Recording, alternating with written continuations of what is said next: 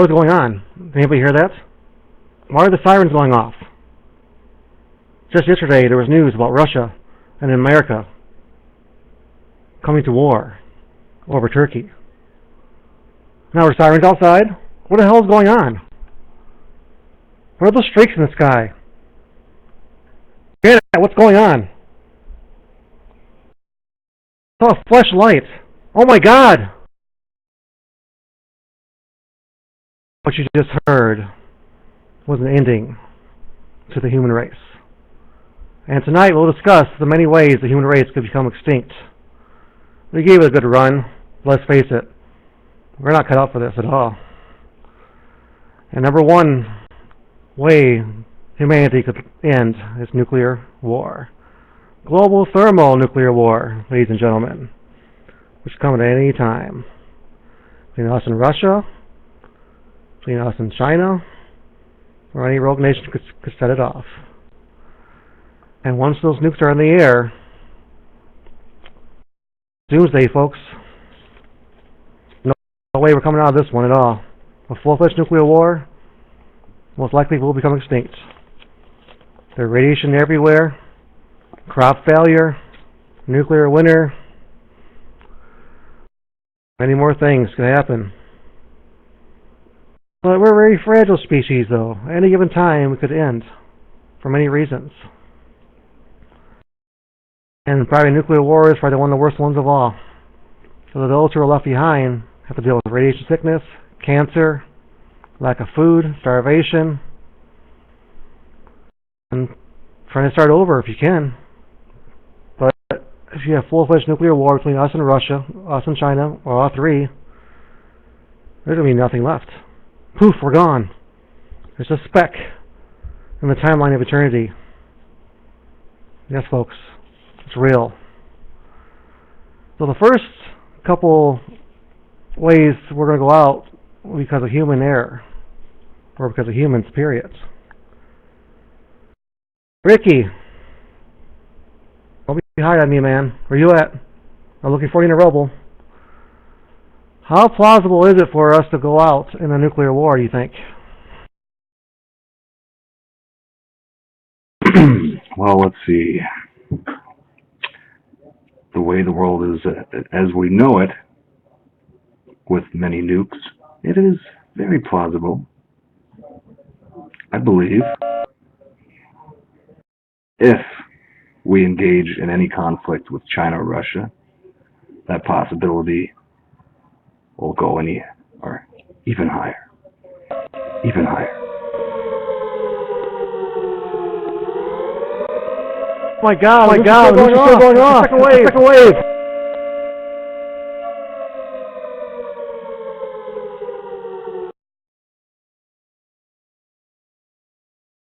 I think we're all gonna die! We entered into another dimension. I heard two of you, Luke. Could this be a wormhole we're entering in? It's possible. But the second way humanity could be wiped out could be our own undoing. In many places around the world are laboratories creating new viruses for weapons and just for the hell of it, to see if we can create it or not. And many of these viruses have no cure to them at all. If they were to get loose and airborne, it would be a pestilence across the world. There are many movies made about this, where a virus is made in a laboratory and there's no cure for it. It goes airborne, it spreads everywhere, it's fatal, and it's only a matter of time before it covers the whole globe. If you've ever seen the movie The 12 Monkeys, you know this to be true. It's not far-fetched, folks. After all, look at the AIDS virus. That didn't come from nature. That came from us. As well as many other viruses and flus. We've been tinkering with viruses for a very long time now, and somehow, some way they get loose, or they're put in the environment on purpose. And it's only a matter of time before one gets loose and decimates the population to almost zero. Nothing. Go scientists! How plausible is this?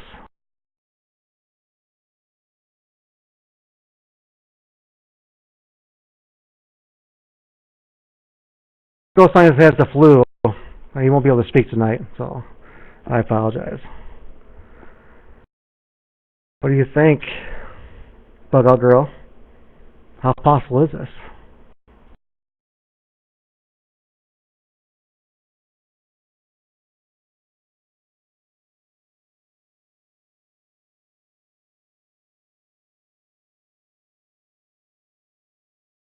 She's basically getting the flu shot.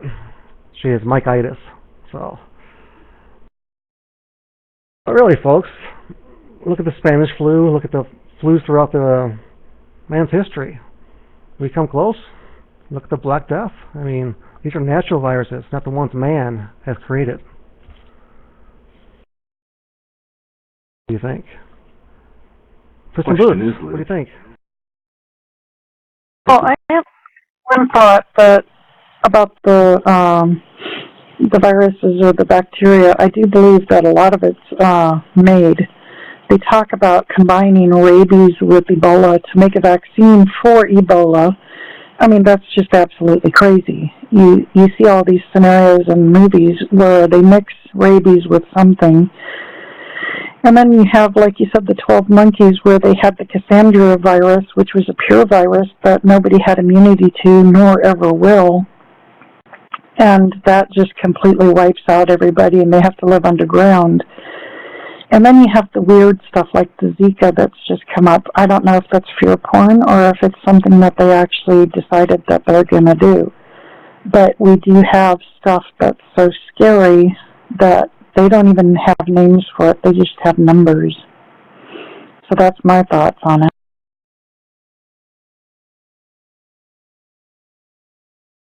As you all know, I bring the woo. And number 3 is top of the line woo. So get in your seats, get your beer ready and your popcorn. For number 3 is CERN. Like, come on, Luke, give me a break. No, CERN, the most powerful particle lighter ever created by man. Until the Chinese make a bigger one. But anyways, CERN has the power to make small black holes, strangelets, and wormholes. What happens is it creates a small black hole, and they can't stop it. It's bigger and bigger and bigger, and starts swallowing the Earth whole, piece by piece.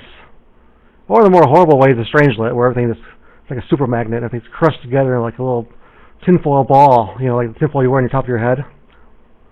What is this, Luke? Pathfinder, did you not read the pin thread on the forum? Go read it. Don't be dumb. Thank you. Anyways, CERN, folks. Not just CERN, but other things we've created in the past, like HARP and other machines that you don't know about. We're tinkering with stuff and powers that are beyond our capabilities, basically.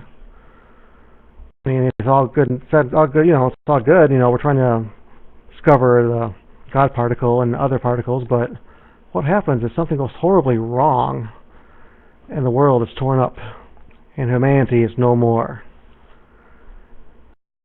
You never know.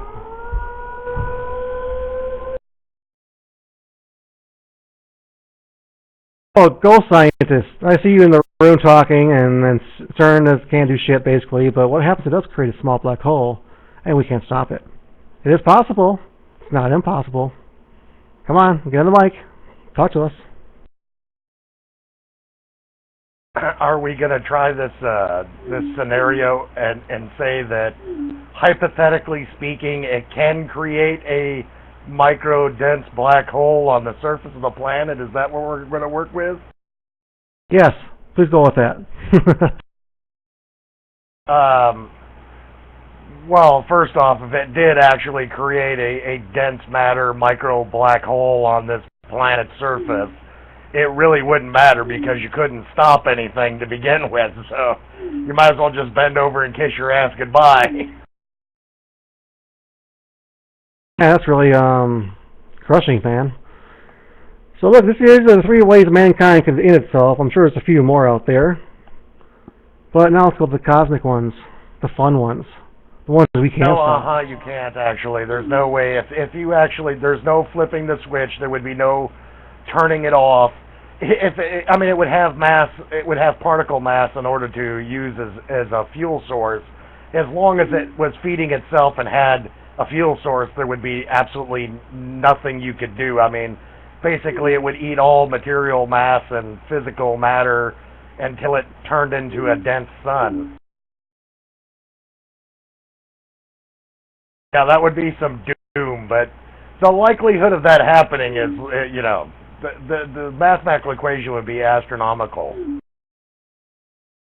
I had, this is Puss in Boots. I wanted to say that I had watched a video recently of a Russian man. His grandfather and his father were both into mind control, and he wanted to let people know what he had worked with at Montauk and what he knew about CERN.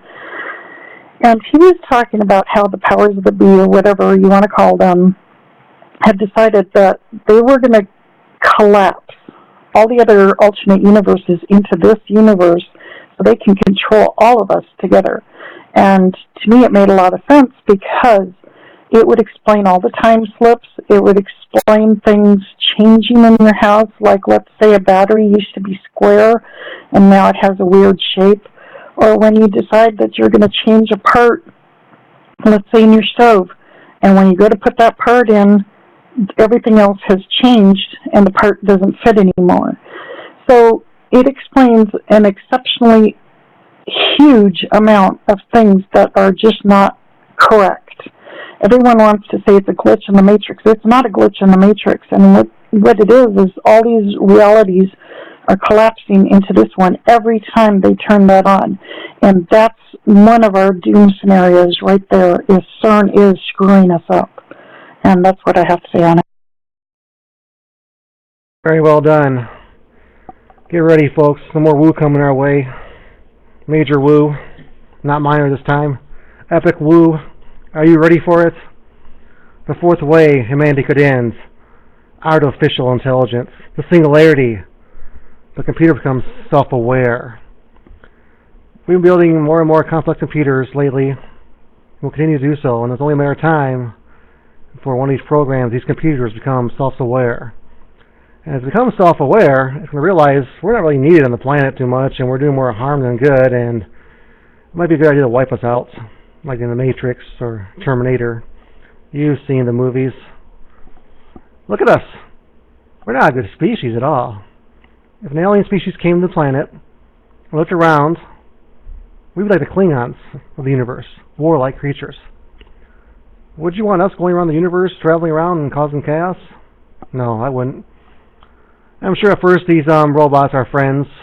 These sentient robots would be our friends and try to help us. And as they got more and more to what we're all about, we're probably going to realize, you know what, we could do a better job on this planet than they could.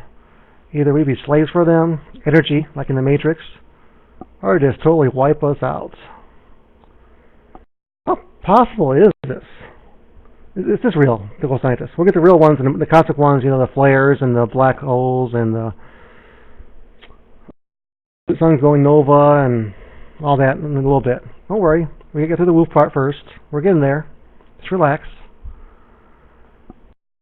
James, how possible is it that robots could someday take over and decide that we're not worth it anymore, that it's time for us to go into the wind? All that we are is dust in the wind.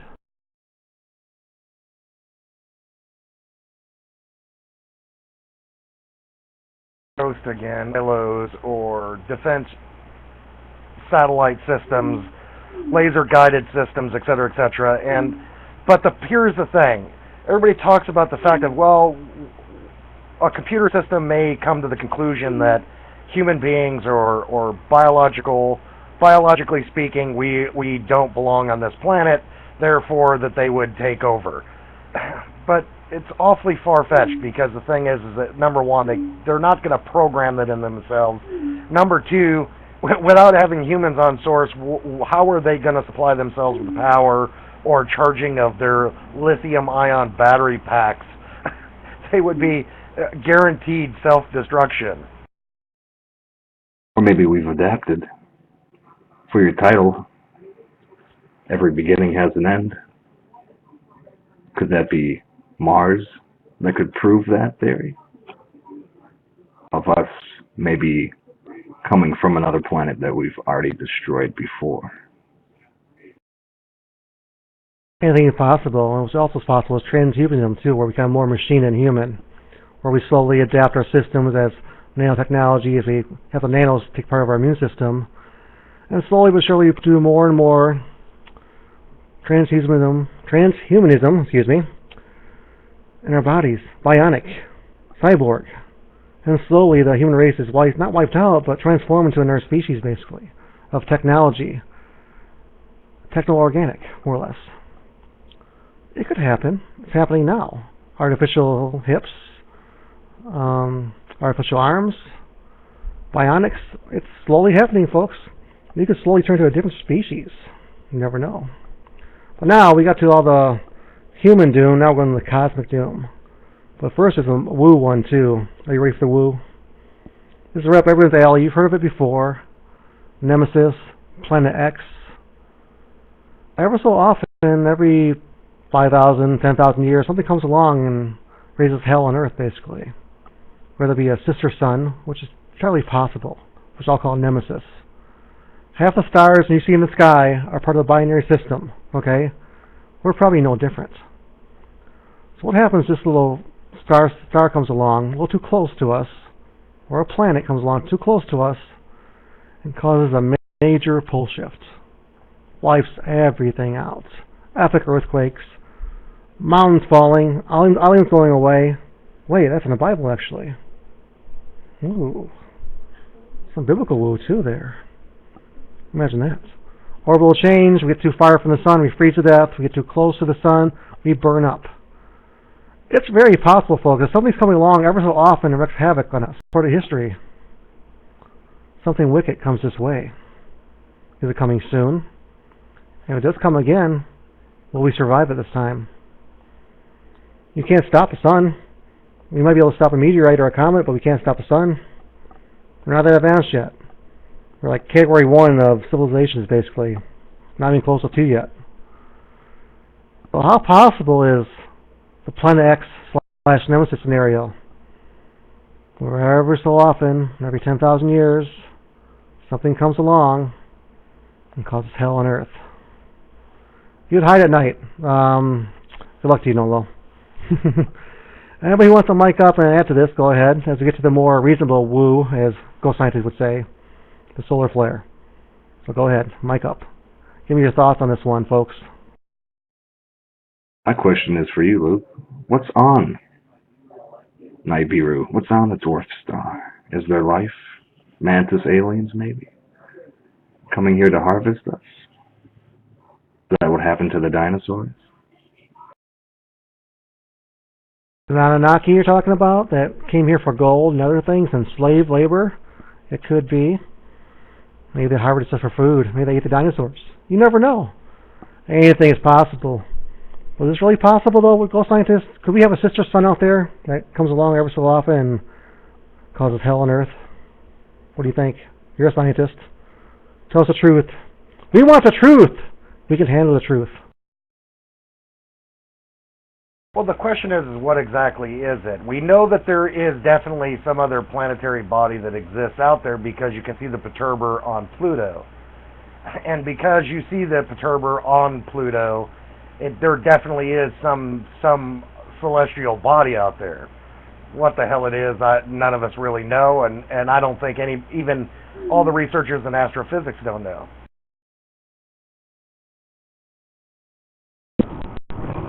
So aside from the sun sending out solar flares, there's also the possibility that a nearby star might decide to explode, at which point we would be showered with fatal doses of radiation.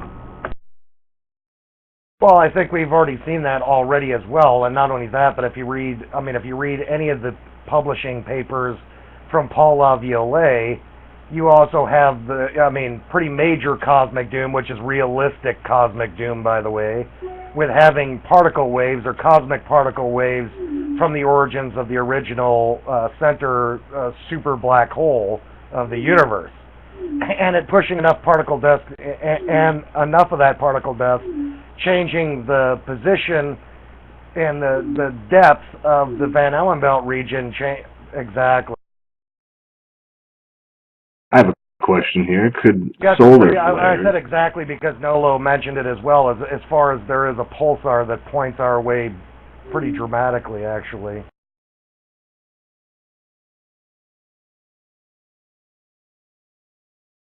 Well, that was Oh, part of the Jesus. cosmic doom that we were talking about. But as far as a perturber goes, or what a perturber was, because somebody had asked the question, a perturber is when you see that a planetary body has an oblong wobble or a secondary exchange. So the bottom part of the planet, it's more egg-shaped, which shows a perturber. There's a gravitational pull from a secondary celestial body, which proves that there definitely is a celestial body out there. The question becomes, what the hell is it?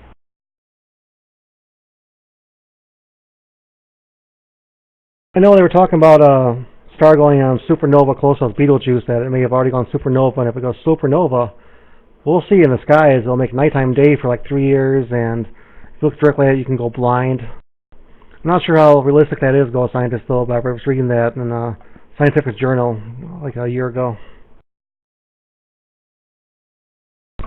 There was about 100 years ago a star in the southern hemisphere that went supernova, I think in the constellation of the Argo, and it was visible from the Earth. Sailors saw it. It visibly changed size in real time, and it was a big deal, but it didn't kill anybody. So just because that kind of thing can happen doesn't necessarily mean it's going to cause doom on Earth.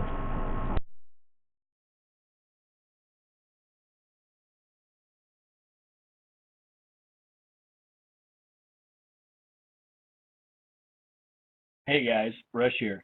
Has anybody followed through with looking more in depth with this Planet X passing, and now that there's been a lot of stuff that I've looked at so far that has suggested that this is a continuous cycle and it happens not thousands of years.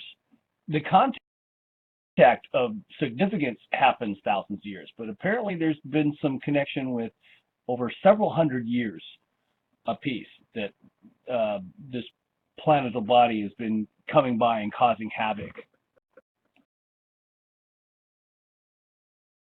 What the Nemesis slash Nibiru Planet X thing, where it comes along every 10,000 years and raises hell? Yeah, we covered that like a couple minutes ago, but like even Ghost has something to it. I mean, if something gets too close to us, it can wreak havoc on us. I mean, we live on our fragile planet, believe it or not. You have doom? Okay, let me get to the real doom real quick, and I'll let you have your doom, Ghost. The next one is, we all have seen Knowing. What happens when the numbers run out? You die, obviously. Okay. And in Knowing, the Earth is wiped out by a solar flare, Class X or Class Triple X or whatever it is. And it flash fries the planet, more or less. Let me bring some reality in this real quick, okay? In the 1800s, they had a major class flare. It wiped out the grid. Telegraph lines were on fire. I mean, you had northern lights everywhere. If that were to happen today, our grid would totally go down. Transformers would blow up. We'd be down for probably about half a year, if not more. And you know what happens in the cities when things go wrong, totally wrong, and power goes out? Chaos. If that were to happen now, without being such a major flare to wipe out the planet, so they just wiped out our grid, I would guesstimate half the planet would be gone because of riots and chaos and people being stupid, basically, and not knowing how to survive. How many of you guys are ready in a room for something that happens like that? You have enough food stockpiled or ways to hunt or protect yourselves for up to 6 months? Not many people here do that. You may claim, yeah, you're ready. I got like 20 cans in my cabinet, man. I got a tent. You're not ready, okay? I'm serious. If this ever happens, where it wipes out the grid, we're in some serious trouble, folks. Half the planet will be gone instantly, probably. The first couple of months, you have riots from wars and people hoarding food and starving, dying to the elements. 2 months? That's good. 2 months food? It's a good start. But man, gas, food, water, medicine, Caesar goes. I'm on heart meds. I might be in trouble if that happens. So, then we go up to the next one, a major X flare or whatever they call it. And it happens to be in our direction. We have about a day's notice. Okay. They don't think it's going to be really bad. Hits the planet. Right before that, you see northern lights, southern lights everywhere. Then it hits the planet. Roasts the planet alive. No more humanity, all wiped out in the twinkling of an eye. Like, oh, come on, Luke, this is bullshit. No, this can actually happen. It really can happen. I got my bug out bag ready. I got my bow for hunting, firearms, 4x4. You bring up a really good point, Luke, when you said, you mentioned about your medication. There's a lot of people on medication that will fuck them up if they stop taking it, myself included. The doctor only gives a couple months at a time. I think a lot of people would be screwed. I like to think that things wouldn't become chaotic. I like to think that in general people are good and would help each other, but in a situation like that, when people are afraid and they feel like they have to fight to survive and, you know, fighting over food and all that stuff, people would definitely turn very shitty very quickly. But over time, I think things would settle down and normalize. But I think that people only get crazy and evil when they're feeling desperate. So I like to think that part of it would only be temporary. If you can survive through that, then maybe there would be some type of new beginning that could actually turn out to be positive. Very good, Buckle Girl. Ghost Scientist, you're up next. Go ahead. Well, my doom isn't so much of a woo doom. My doom is more closer to home. My doom is called the Ring of Fire doom, which is a hell of a lot more realistic and actually could possibly... I bring the woo. Yeah, you definitely bring the woo, Luke. So mine's not very wooish, but it's devastating nonetheless. You could get a chain reaction. Exactly. You could get a chain reaction having a larger caldera or a larger volcano attached to the Ring of Fire itself, putting more pressure on the caldera at Yellowstone National Park. And if that was to happen, you could push out magmatic tunneling and pyroclastic flows and pyroclastic clouds that could definitely cause all kinds of doom, if you will, on society as a whole. Not only the initial explosion or explosion of the volcanic eruptions themselves and earthquakes, tsunamis, etc., but the long-lasting effects that you would have from massive pyroclastic clouds staying suspended in the upper atmosphere and knocking out sunlight, which, by the way, has happened on this planet several times and very well could happen again. We have Little Kim testing his nukes 17 miles away from an old caldera. This one was recorded as the largest explosion the Earth has ever had as a caldera, at least in living memory. Yeah, what could go wrong?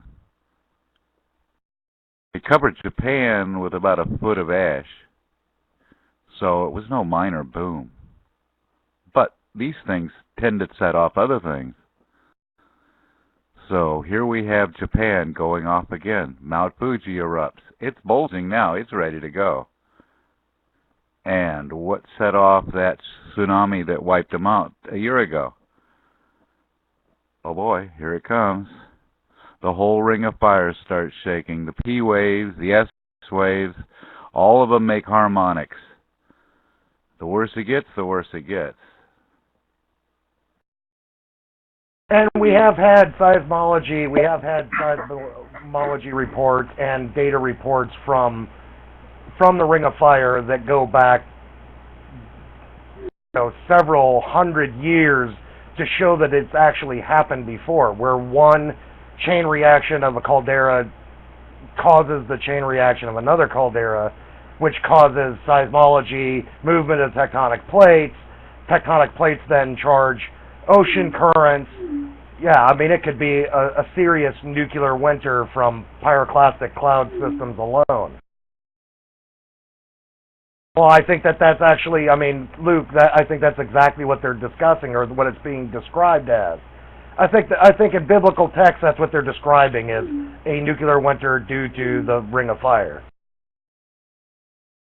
Okay, I'm going to step in here a little bit, and I wanted to bring into this scenario of doom, the end of things, the end of us, something that most people don't know about, which is Project Lucy.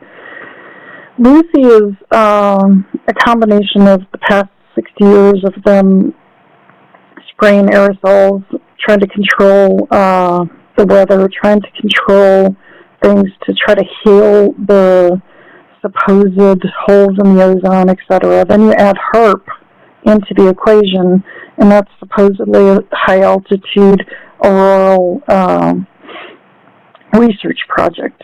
Well, what Lucy is about is the giant methane holes that are popping up all over the world, just gigantic holes that just open up in the earth, and then the methane is releasing. And that's a byproduct of what we've been doing to the planet for so long, and that methane is going to destabilize everything extremely fast. We have trees that are dying off. You look at the trees, they're bleached white. Things hardly grow. When you try to grow things in the soil is messed up. The oceans are dying. You see the beachings, you see the birds dying off in the hundreds of thousands. Usually it's right around New Year's. So Project Lucy, what is going on is they're trying to offset that methane that they created to begin with. And they're using HAARP to, I don't know, burn it off is what I think that scenario is. But this whole thing is destabilized our entire atmosphere to the point to where we are getting sunburnt, from being out in the sun for, short periods of time, and it's something that I've noticed. It may or may not be true, but I do see Project Lucy happening, and the reason I believe it is because we are destabilized, and that first really big CME, like Luke was talking about in the movie, knowing it's going to fry us. And it's going to fry an awful lot of people at the same time. And that's where I feel like our doom is going to be. There has been so many things that lead to a fire death, this civilization. It says in the Bible, I will not bring you floods. I do believe, I could be corrected if I'm wrong, that they said that it was going to be fire next. Same thing with the Mayans. There was different... Anyway, so that whole Project Lucy is actually what I feel is going to be our massive doom. So I'll pass the mic on. Thank you for that, everybody. Tango, you're up next. Go ahead. You know what, you guys? The real reason, what you guys really need to understand is that we're on one single little tiny planet in the asshole end of the universe. The universe is humongous. It's huge. And yes, eventually an asteroid or a comet is going to come hit our poor little planet, okay, and blow it up. Okay, if you want to ensure humanity, then we need to learn how to get off this planet.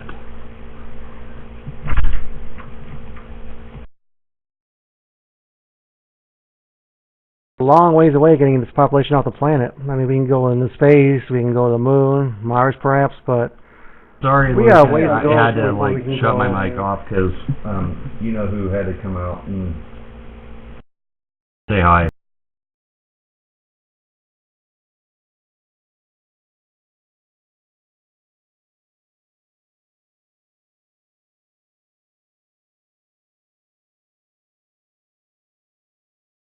So, doom scenario of the cosmic order next is a meteorite strike or a comet strike, which is entirely possible.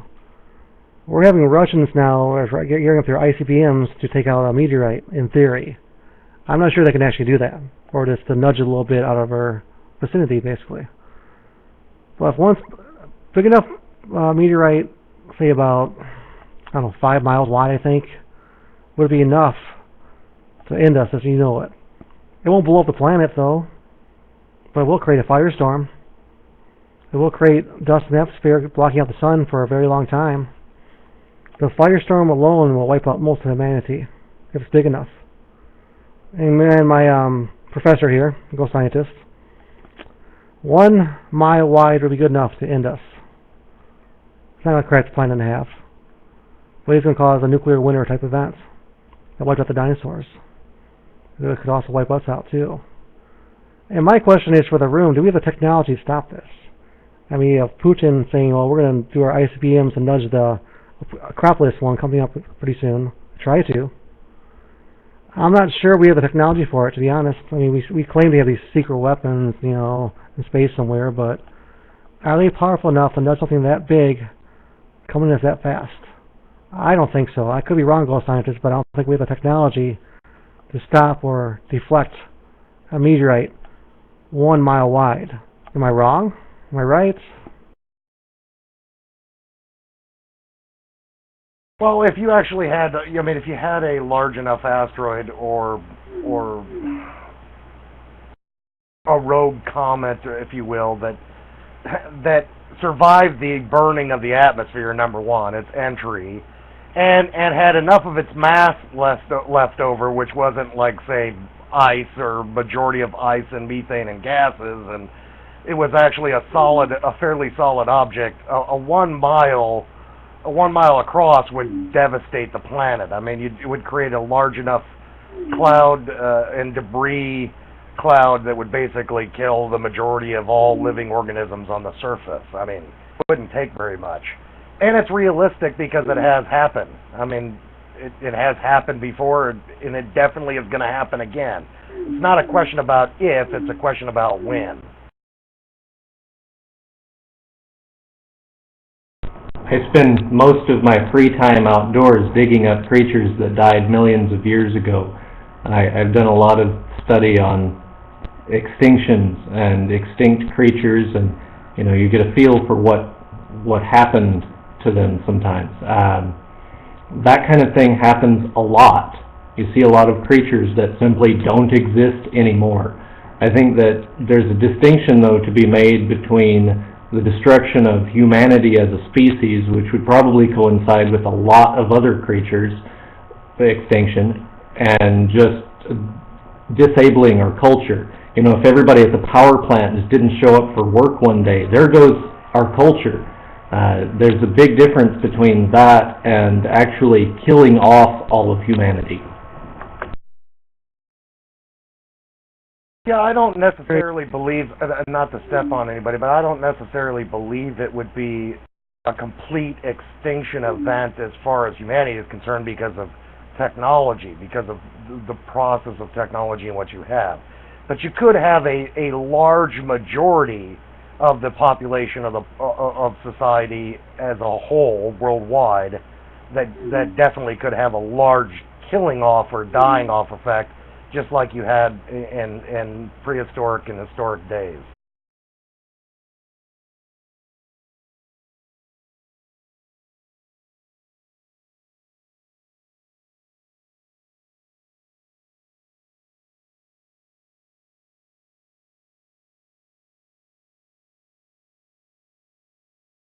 Volcanoes erupting. If any of these happen, if there's still 100 people somewhere in the Congo that have survived, that's humanity, and that makes a future for humanity.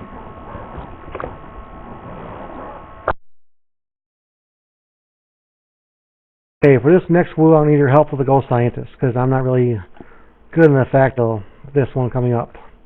Now, as we all know, the moon is slowly escaping the gravity of Earth, like what, 1 inch, 2 inches a year, or something like that, or 1 foot a year. Eventually, in the far future, near future, the future, the moon will break away from the Earth. Can the Earth survive without a moon? That's my question. And we'll go from there. Can the Earth survive without having a moon?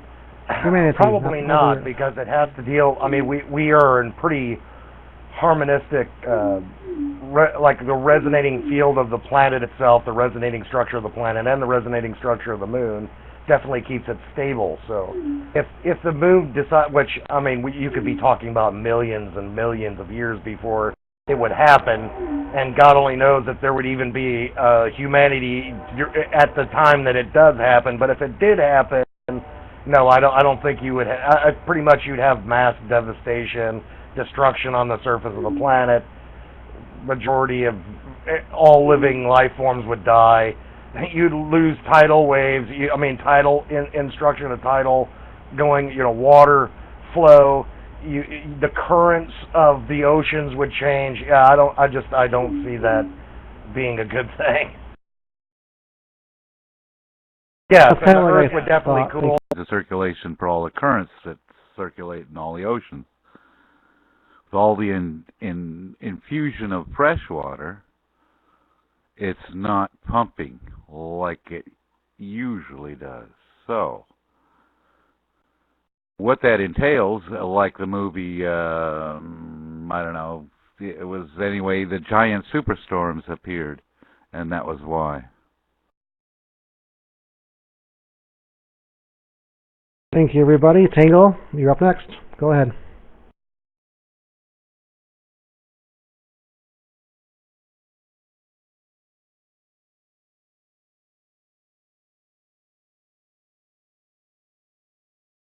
I guess there's a break in the signal. I guess there's some solar flares going on. So we'll go to our next woo, which is kind of epic. It's epic woo. Some of the biggest woo of the night. So as you all know, I, CHL, bring the woo. Number 8 or 9, I think we're on now, the ways humanity could end. Alien invasion. I know, you guys been waiting for this one. Here it comes. We've been sending out signals for many years to the stars to try to contact an alien race. What happens? That race is not exactly friendly. Even Stephen Hawking warned us, be careful which kind of species you're trying to bring in. They might be hostile. You never know. They come to this planet in droves, thousands of spaceships, motherships to the planet. They surround us.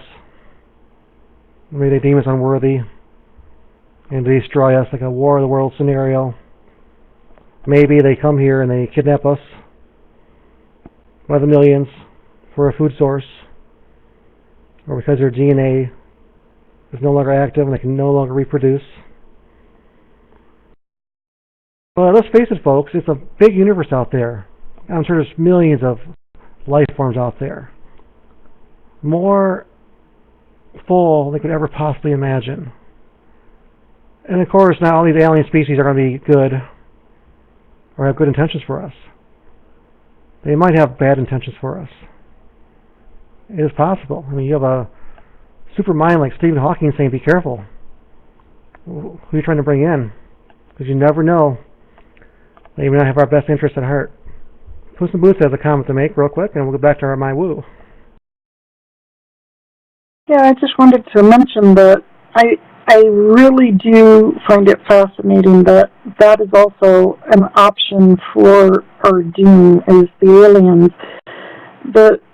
One of the main reasons is because there's so much out there that a lot of people don't know, especially the leftover alien abduction evidence. Like when you just happen to buy a black light and you happen to see these glow-in-the-dark tattoos in your skin, and there's no way it could have got there by you, and it stays glow in the dark.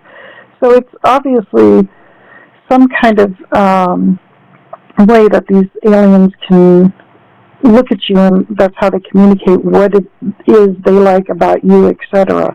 So I do find that very plausible.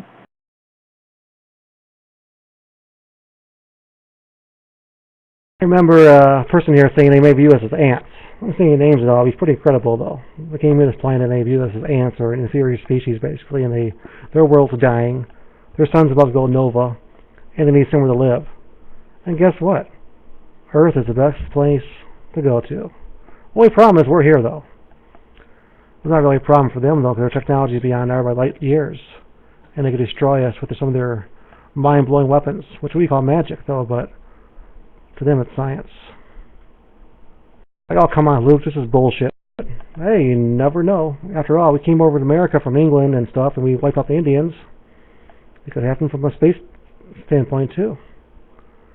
Ghost scientist is raising his hand. Okay, go ahead. This should be good. No, I was just running around waving my hands in the air, like, ah, shit, ah. Ghost, come on now. You know some stuff about alien species. It's entirely possible they could come I don't here know and shit about aliens. I'm not talking about aliens. Alien doom. Dimensional beings, aliens, same category. And Noble is some far-fetched woo. Someone creates a rift and the demons pour out. The bottomless pit is opened and demon-like locusts come out and terrorize the planet. Yeah, that's Bible woo. We'll get that later on with Ark. Archaeology has some Bible doom for us later on. But first, Tango is ready now, I think. Tango, go ahead. Well, I would say it. Okay, fine. Let me just tell you that you guys are all just completely full of shit. Completely full of shit.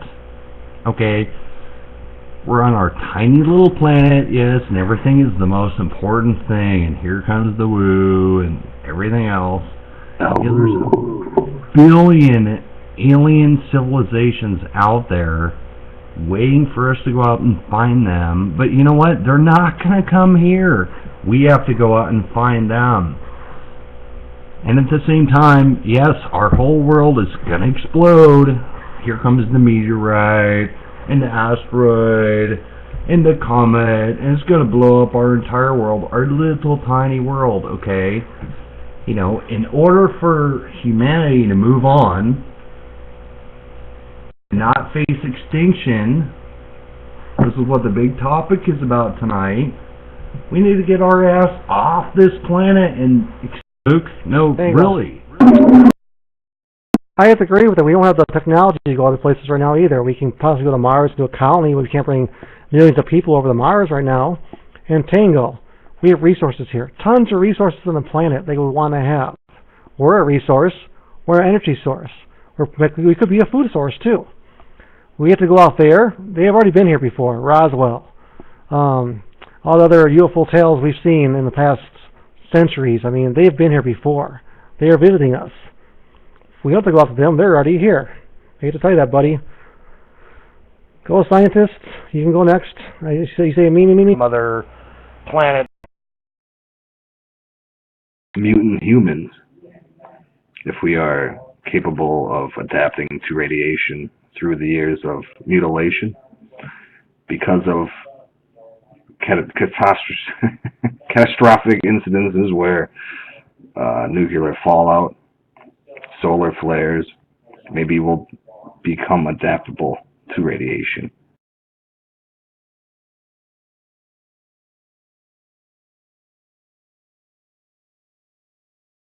I think it's possible, Ghost Science, but we're not there yet with the technology, though. I mean, we don't have the shields for it, the force shields for it to go through the radiation belts, the Van Allen belts.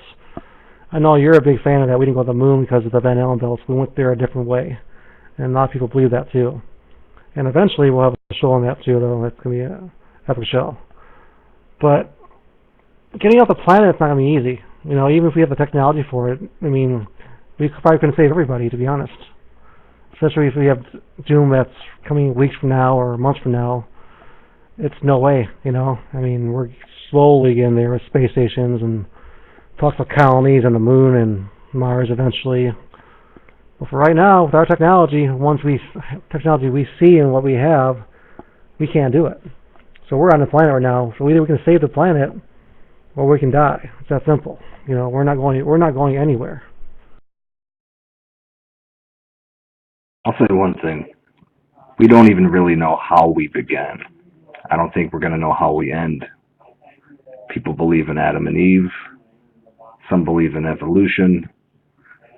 Maybe few believe we were put here or that we are the aliens, but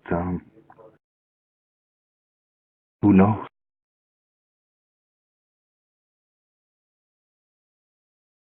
We missed one of the dooms, though, on the Earth.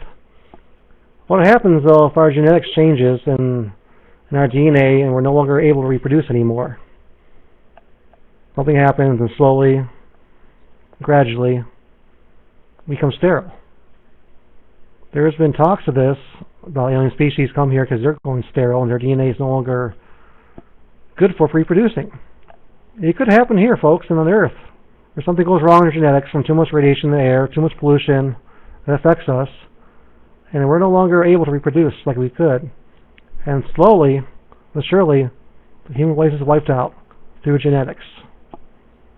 How possible is this, folks? What do you think? One at a time on the mic, please, and be courteous. No stepping on each other, please. Thank you. Well, I think genetic doom is a real doom. I think that's a real scientific doom that could actually take place. Whether or not it's going to be induced governmentally or dispersed governmentally, or whether Mother Nature or Gaia herself creates some super bug, if you will, or super viral infection that has that has cause and effect in the society where it transfers quickly from one host to the next. I could see that happening.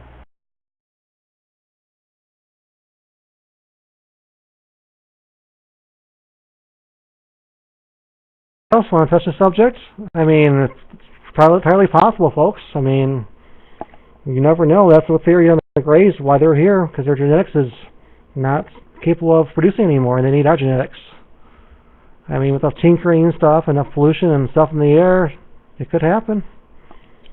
That's one of the more possible dooms, not really wooish. I mean, it's a strong possibility of something could happen in the future, you know? And we go back to Earth doom a little bit. And we've seen this before in the movie Interstellar, where a fungus starts to wipe out all the crops on the planet. And we slowly starve to death. What happens if the fungus mutates and starts affecting our crops? Decimates the corn crops, decimates the wheat.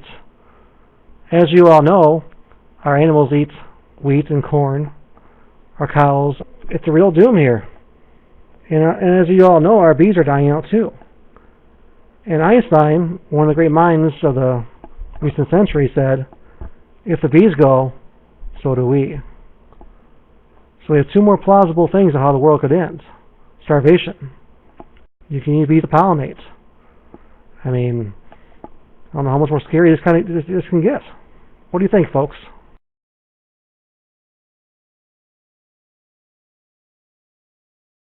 Well, bee colony die-off and bees disappearing off of this planet could be a massive doom, not only from an agricultural standpoint, from just a biological one.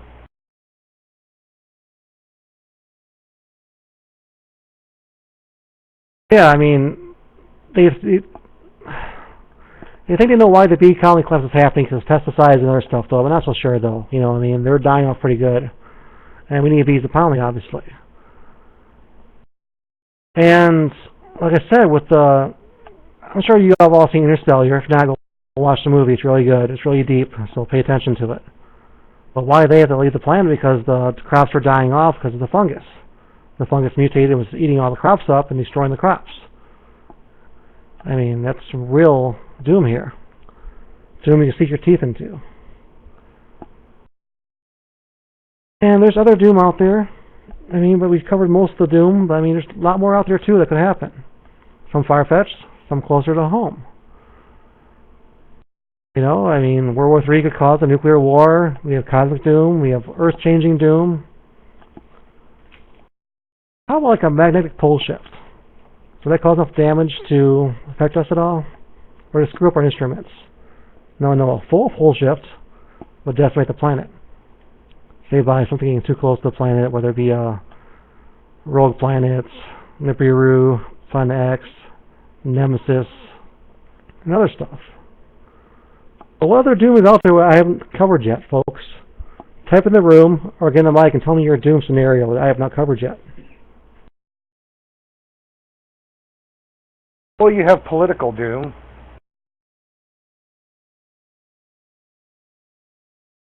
That's one that didn't get covered. The possibilities of a new world order taking over and causing mass havoc doom, a real plausible doom.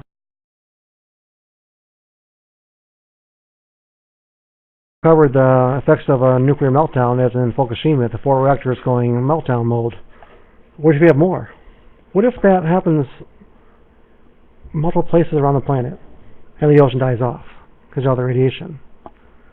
As far as I know, as far as I learned in my history class in high school and college, that we need the ocean to survive. It creates oxygen. It's part of the food chain. As whether we're talking about it during this program or during the show, or we're talking about it to our colleagues or friends and family, when we talk about doom, what does that doom mean? Does it mean, is it the end of the world as we know it, like the planet no longer exists? Is it the end of just life? Does that mean end of intelligent life or our intelligent lives? Is that all we care about? Is it the end of the planet itself? Is it the end of the galaxy? Could it possibly be the end of civilization? When we're talking about doom, what is it exactly that we're looking for? What are the answers that we're looking for? To me, what in this doom during this show is the wiping out of the human species, basically. This planet was just fine before us, and I'm sure it'll be fine after we leave the planet or get decimated out. To me, tonight's doom is the human race being wiped out to extinction, where we no longer exist.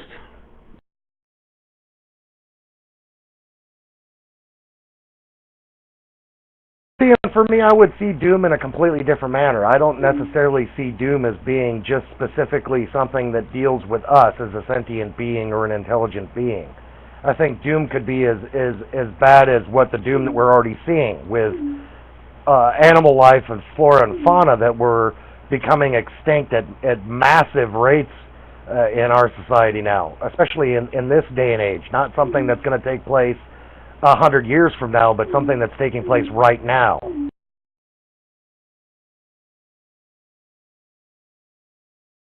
me ask you this. You're a scientist. I respect your opinion. I look up to you, to be honest.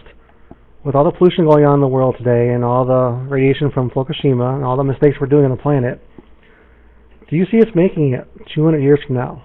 Are we still around, do you think? In your honest opinion, your scientific opinion, are we still around?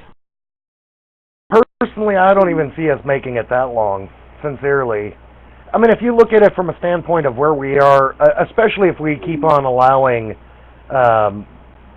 process of fracking and more playing around with the geothermal table of this planet, and not really having a real good understanding of what it is that we're really doing.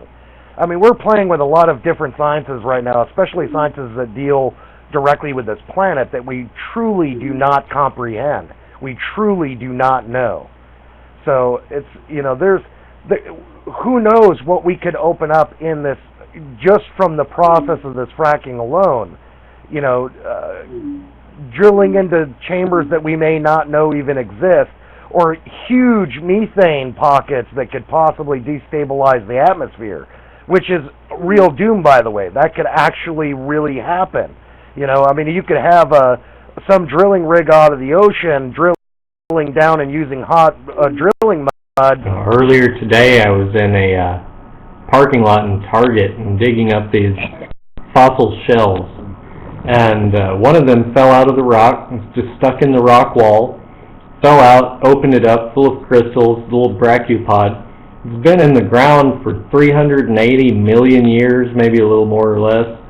And, this is the first time anybody's looked at that thing. 380 million years it's there, and all these other ones that are just like it, they're all dead. They're all gone. Their entire way of life has been gone, and its final hurrah is me digging it out in a Target parking lot. We'll go out, travel the stars, not from point A to point B. I think it's impossible, but we'll create folds in space, wormholes, going through dimensions, travel that way. What stuff, Black Lives Matter, All Lives Matter, race riots, wars between nations. We're not exactly a good species right now. We can grow. We can get better. Our technology is getting there. But as for morally and for socially, we got a long ways to go.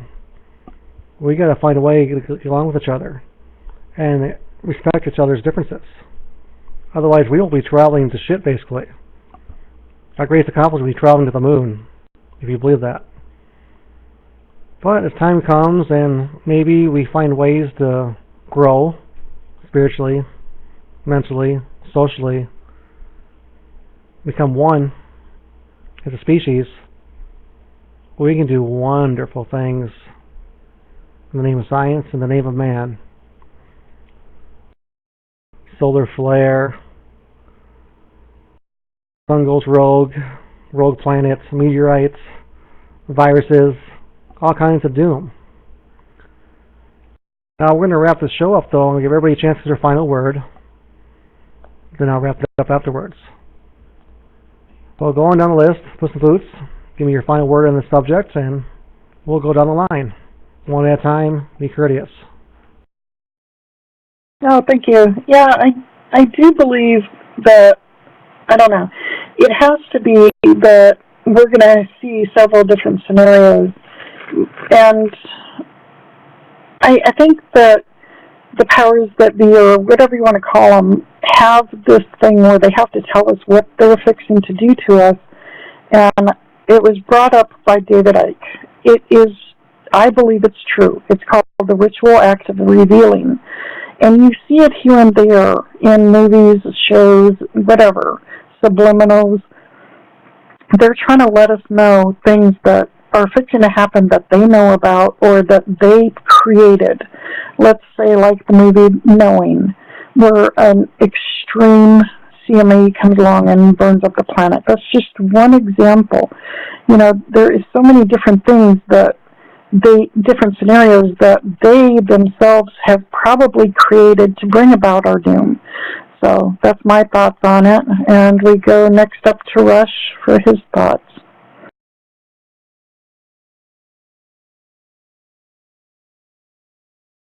Oh, thank you, Boots. I, myself, amazed at things that we have done as a species, and respectively through my own thoughts and research, I think we're up to our ears in a lot of things that we don't fully understand. But I think enough people around here are aware of what the outcome will be for them. And I think that's a hard question to even ask yourself. You know, where do you think you're going to be when the time comes? Will it be your time? Most likely, because we. Go on, Rush. Hey, Change, you're next. I just want to in history before. Yeah. Anybody else wish to talk? Oh, man. It's been a good show, actually, guys, and I appreciate everybody contributing. Just make sure you do one at a time on the mic. Be respectful. It sounds like crap and everybody's talking all at once. Okay. So, yeah, we have a good special guest. Now, will we survive, though? That's the question. And how long? We're not going to go on forever. We know that. For every beginning, there is an ending. And one day, there will be an end to the human race. Or will we be wiped out in a moment from a huge nuclear war? A solar flare? A pole shift? Or even biblical doom, where God comes back and wipes out all the infidels, all the evil people, even bad, deserve punishment. And he is going to be a really interesting guest. His father was a biblical archaeologist. He's been involved in the CT world for about the last 2 years now, pretty heavily. He's been involved with the Disclosure Project. I really look forward to this interview. And actually, all the turnout today on a Sunday. 21 people is very impressive for a slow night, basically, and I appreciate you all showing up. This was one of my favorite shows to do. I did at GOP, and it went quite well. Went quite well over here, too. We have more shows coming up in the future. I only have so much time this week because I have a busy work schedule, so we'll have a show on Wednesday to be announced, and if anybody else wants to do their own show on Friday or Saturday, you're welcome to it, though, but I'll be busy. And we have more guests coming up.